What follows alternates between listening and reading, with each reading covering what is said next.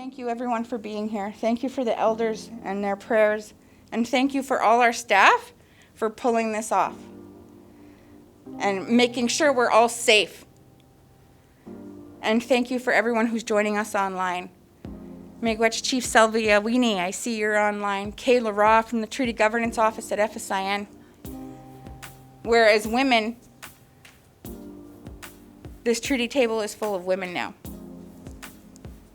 And I think that shows the resiliency of our people and how we're battling colonialism and decolonizing.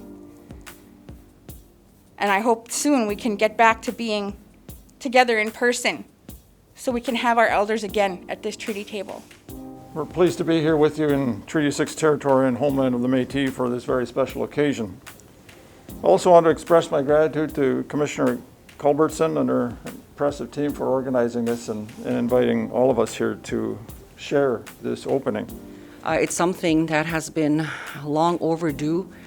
As a student at university doing my research, there are times where we've always wanted to look into places where we can do our research and find out who we really are as Indigenous peoples.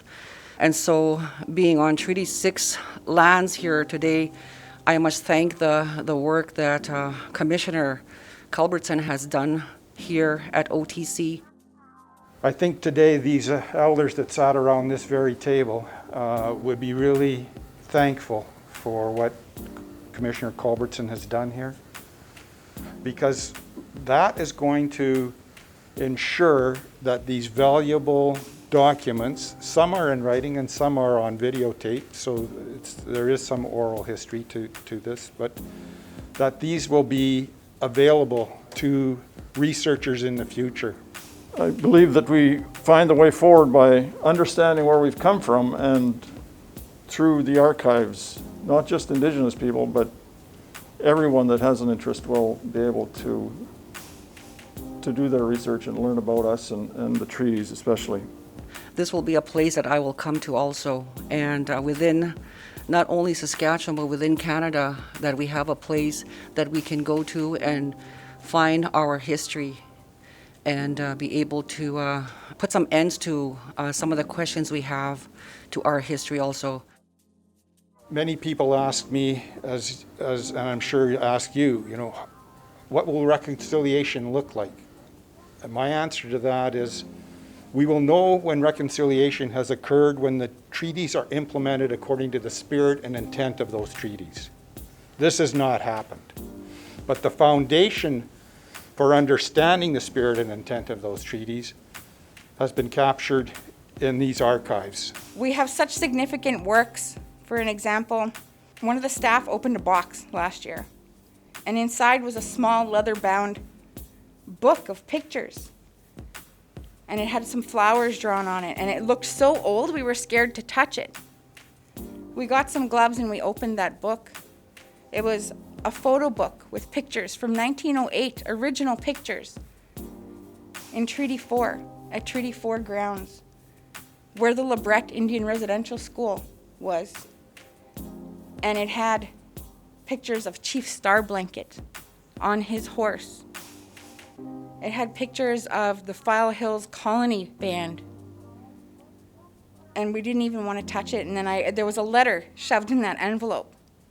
It was dropped off here probably 10 years ago. And it said, "I can think of no better hands to leave it in." So that envelope was sitting there in a box all these years. That book came from Indian Agent Graham. He was responsible for a lot of sharp dealings and misappropriated land. And they say no man on two legs can break the treaty. Indian Agent Graham had one wooden leg, and that's why he went around doing that. I had to, because that's a common story we've heard from our elders. Pegleg Graham. That book was passed along in his family. His niece had that book. As an elderly woman now, she sent it and mailed it off to Commissioner McKnight. Now it will be in our archives. Those pictures will one day go back to the Starblanket Cree Nation. So that's just an example of what we can see in our archives. it's easy to say that history is important, but when we look at Indigenous people more broadly, but more specifically the treaties, as we all know, we didn't have written history, a way of writing our history. And we often talk about oral history. And I guess, you know, the advantage of that is it resulted in people being good storytellers. And we hear that each and every day, or especially when we go to occasions where elders are able to share their stories and their thoughts with us. But it is important to evolve, I guess, as time goes on, and certainly we've done that through technology and other means, and so history is much safer, I would say, for future generations. Thank you again, Commissioner, for everyone who has contributed to the creation of this library and archives. It is really an amazing gift to our province, but also to our country. It's something that will forever be remembered. So in closing, it is my pleasure to bring greetings on behalf of Her Majesty, Queen Elizabeth II, Queen of Canada.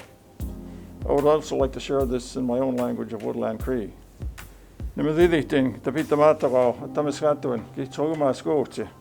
Elizabeth II, Canada. Thank you.